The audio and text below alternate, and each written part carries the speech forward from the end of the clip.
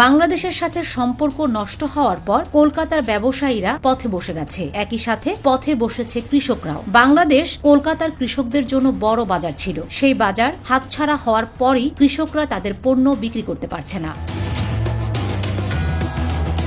পণ্য পচে যাচ্ছে, নষ্ট হয়ে যাচ্ছে। আর এরই প্রতিবাদে ভারতীয় টেলিভিশন চ্যানেল রিপাবলিক বাংলার সিনিয়র এডিটর হিসেবে কর্মরত ময়ূখ রঞ্জন ঘোষের বাড়ি কৃষকরা ঘেরাও করেছে। কৃষকদের অভিযোগ, এই উন্মাদ সাংবাদিকের কারণেই বাংলাদেশের সাথে ভারতের সম্পর্কের অবনতি ঘটেছে। ভারতের পণ্য আর বাংলাদেশে পাঠানো যাচ্ছে না। গত 2 দিন আগে এই উন্মাদ সাংবাদিকের বাড়ি কৃষকরা ঘেরাও করে বিক্ষোভ করেছে। তাদের দাবি, ময়ূখ রঞ্জনের বাড়ি এখান থেকে উচ্ছেদ করতে হবে।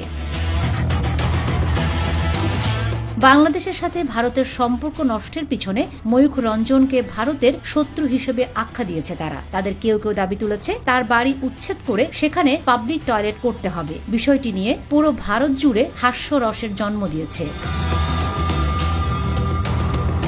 এমনকি মোদী প্রশাসনও কৃষকদের এই পণ্য বিক্রি না হওয়া নিয়ে চিন্তিত।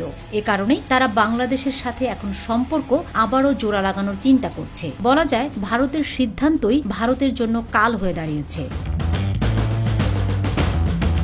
এদিকে আলু ও পেঁয়াজ রপ্তানি করতে না পারায় ভারতীয় কৃষকদের মধ্যে চরম অসন্তোষ দেখা দিয়েছে। আর এই ধরনের আর্থিক ক্ষতি এবং মানসিক চাপ থেকে মুক্ত হতে অসংখ্য কৃষক আত্মহত্যার পথ বেছে নিয়েছে বহুবার। ভারতের পশ্চিমবঙ্গ এবং মহারাষ্ট্র সহ বিভিন্ন প্রদেশের কৃষকরা তাদের উৎপাদিত পণ্যের ন্যায্য মূল্য না পাওয়ার কারণেও ক্ষোভ প্রকাশ করেছেন।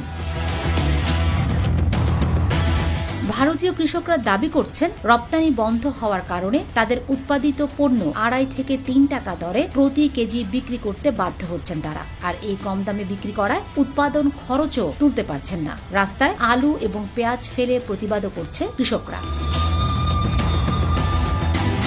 এ সময় ভারতীয় এক কৃষক বস্তা ভর্তি আলু ময়ূখ রঞ্জনের বাড়ির সামনে ফেলে সাংবাদিকদের বলেন, বাংলাদেশ আমদানি বন্ধ করায় এই আলু আমাদের 2-3 টাকা করে বিক্রি করতে হচ্ছে। ফলে এই আলু আমাদের রাস্তায় ফেলে দেয়া ছাড়া উপায় নেই। আর এই সব কিছুর জন্য রিপাবলিক টিভির ময়ূখ ও বিজেপি নেতা শুভেন্দু অধিকারী দায়ী।